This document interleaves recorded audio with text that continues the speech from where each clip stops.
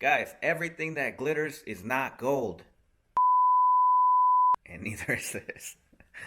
What is up, guys? Today I'm going to show you how we made this gold colored vent cover to spruce up our old vent cover. So stick around if you want to see how we did it.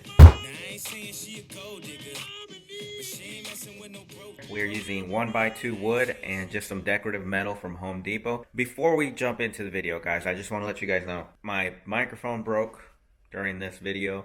So half of my clips have audio, half of them don't. So I'm trying to do the best that I can to get it all worked up and mixed together for you guys. So, all right, and this is where we started here, guys. We're measuring the opening. All right, so our opening was a little bit under 12 inches by 24.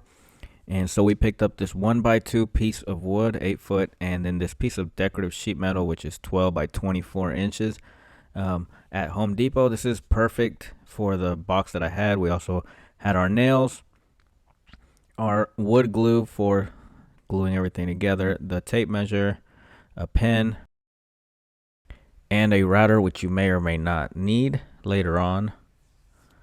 And also a 90-degree clamp to hold the pieces of wood for our frame, the nailer, Porter cable 20 volt, and the miter saw to make our cuts. And we also used a drywall ruler later on. All right, so the piece of metal is going to sit on the frame made out of the 1x2. Here I'm just showing you guys kind of how it's going to lay.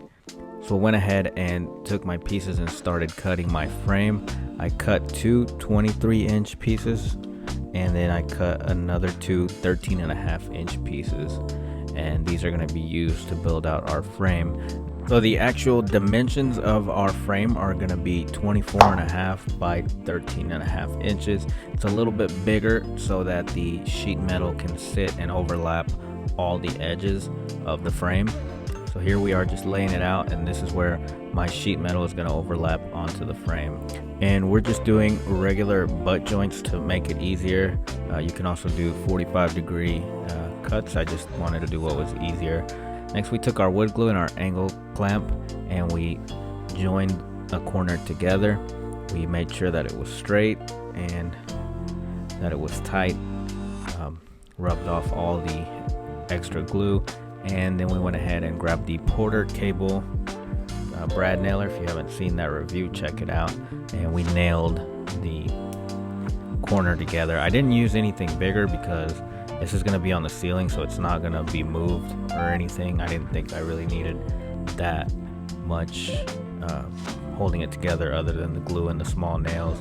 And then we went ahead and did all the other corners the same way. We used the brace to join it together with the glue, and then we just added a few nails to keep it together while it dried.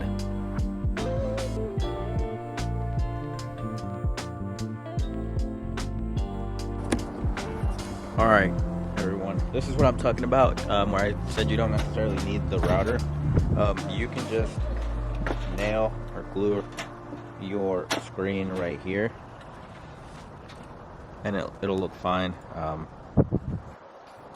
I think it'll look fine, but I don't want to do that. I kind of want my screen sitting a little bit lower, maybe about 1/4 inch in or 1/2 inch. So what I'm going to do is I'm going to use the router to kind of just router a little channel to where it'll sit a little bit lower in there. So the only thing I'm sketched out about is the nails. I didn't think about that. I might hit a nail, so I'm going to go grab my safety glasses and we'll get started on the router. Alright guys, so we lined this up where we want it. And we are going to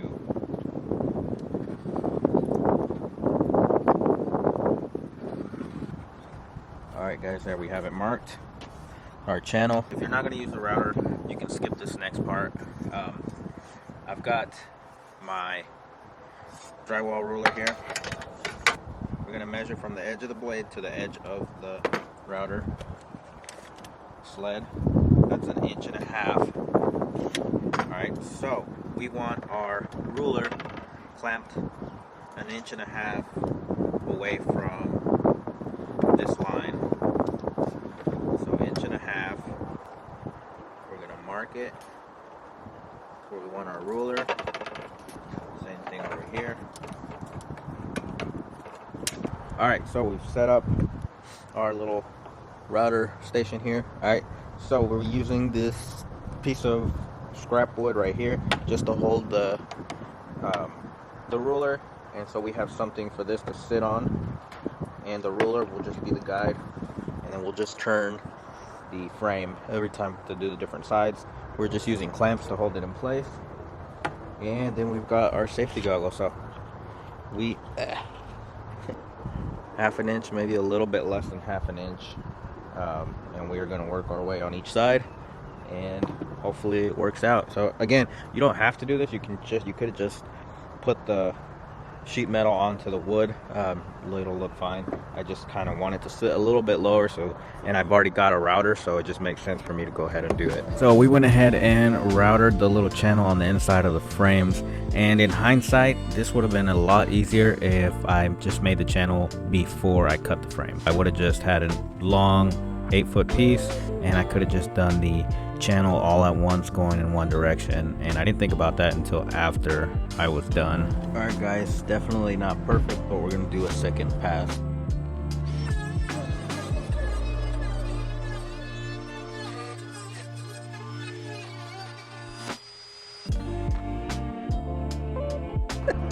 Alright, so not the prettiest, not the best, but you can't tell from this side. I'm still new to the router, still learning it, but there it is. It's about I'd say about a half inch, maybe a little bit less than a half inch deep channel. So we have that, and then we'll have our sheet metal that will sit in the channel like so, and it just makes it less of a big lip on the edge is the only thing that I wanted. Alright, so originally we're going to hold this in place with nails, but I think I'm just going to put a little bead of liquid nails, a couple little dots along the inside, and glue the metal sheet into the wood. Alright, so this is just general purpose liquid nails, and I just put a bead all around the channel, and then I went along and put the metal and just kind of pushed it into the bead and spread out the spread out the adhesive with my finger. Alright guys, we set it out here to dry. Just let it dry. Alright, after it dried, we took it and we filled all the cracks and the nail holes just with regular wood putty, and then we just sanded everything down first with a 120, and then we went over it with a 220 sponge. Alright guys, so there you have it. It's ready. We could paint it like this. Again, I'm just going to add a little extra flair just because I know how my wife is. Just kidding. So I'm going to take a round over bit and put it on the router and just round over all the edges just to give it a little bit of a fancier little twist. So we're gonna round over all these edges right here. Alright, this is a straight bit, and this is a round over bit. Alright guys, so we put our round over bit and we went over the outer edge of the frame just to give it like a more of a decorative look on the edge versus just the corner, straight sharp corner. I like how it came out. It's just a little bit round over and a little line that you can see, kind of like a cabinet front is what it looks like to me. But here's the finished piece. You could always stain the frame and just leave the decorative metal. This is like a satin nickel, and then I took a countersink and just drilled the hole for the screws. We're using gold brass screws to hold it up just to match the paint that we're using, which is this. Alright guys, we're using this aged vintage gold look.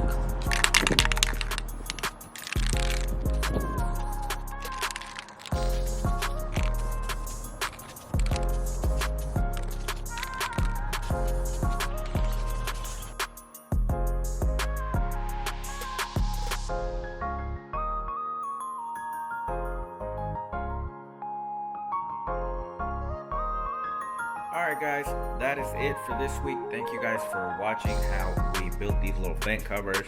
And as always, guys, thank you guys for clicking on the video, for hitting that like, that subscribe, for all the comments you guys leave. I really appreciate it, and it's really helping the channel start to grow, start to pick up some steam. So if you're new and you want to keep seeing videos like this, guys, just hit that like and that subscribe down below so you know every time I post a new video. And again, guys, thank you very much. I really appreciate the support, and I'll see you guys next week.